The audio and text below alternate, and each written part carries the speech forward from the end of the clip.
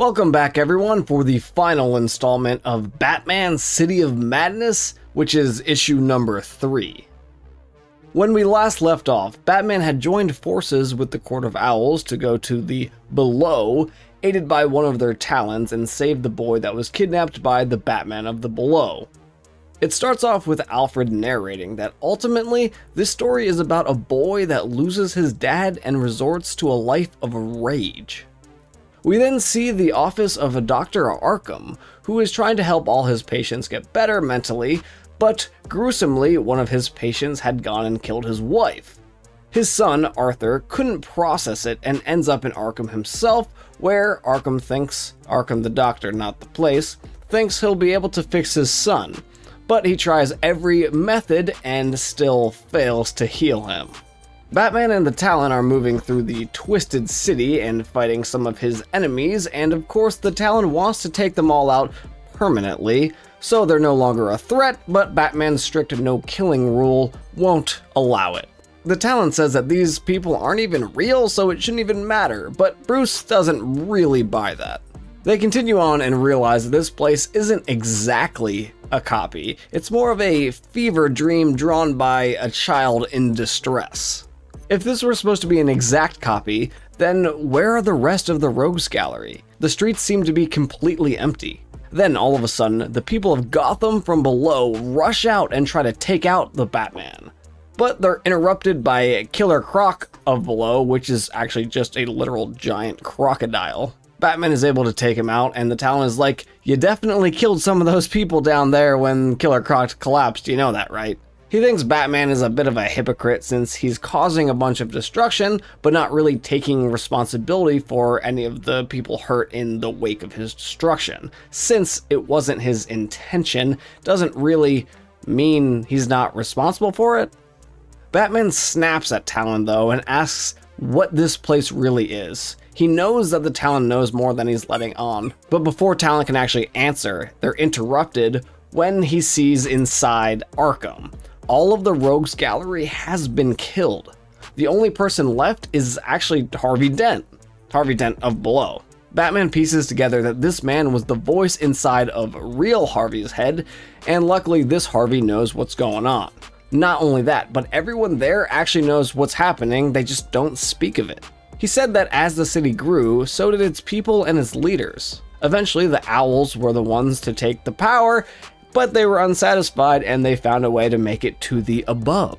So basically the Court of Owls actually originates from the below and kind of explains why they're so freaking twisted. Of course, this is not technically canon, this is a Black Label comic book, but you know, if they like it enough, then they might incorporate it into the canon one day.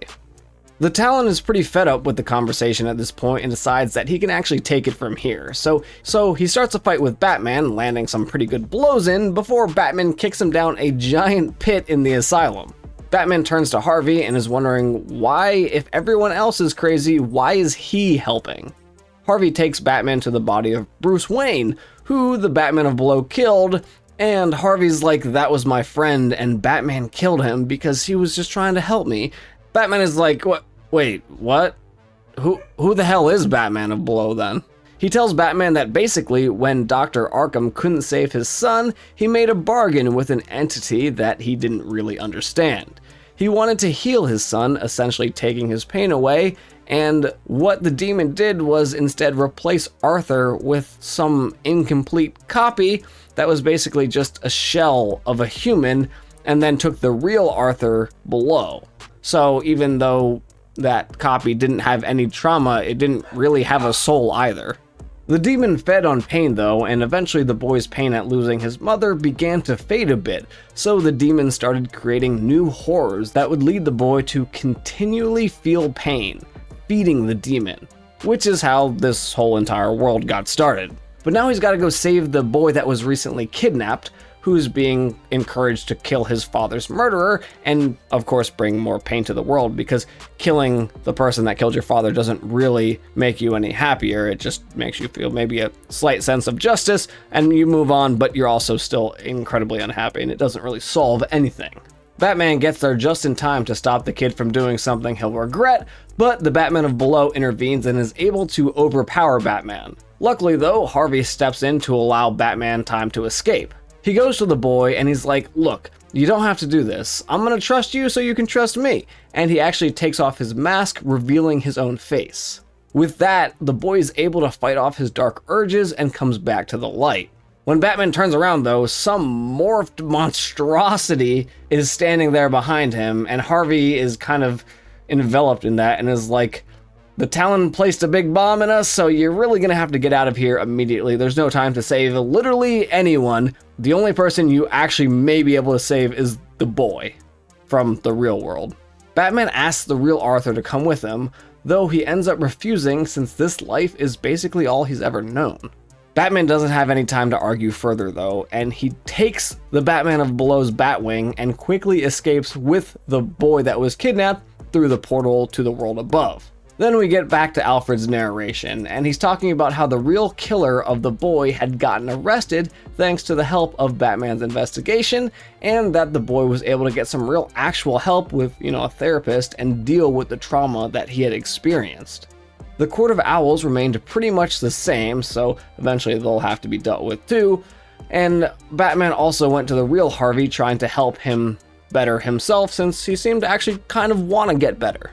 As for the soulless copy of Arthur, no one is really sure what became of him and if he's even still out there, only to be met with that of one really iconic smile.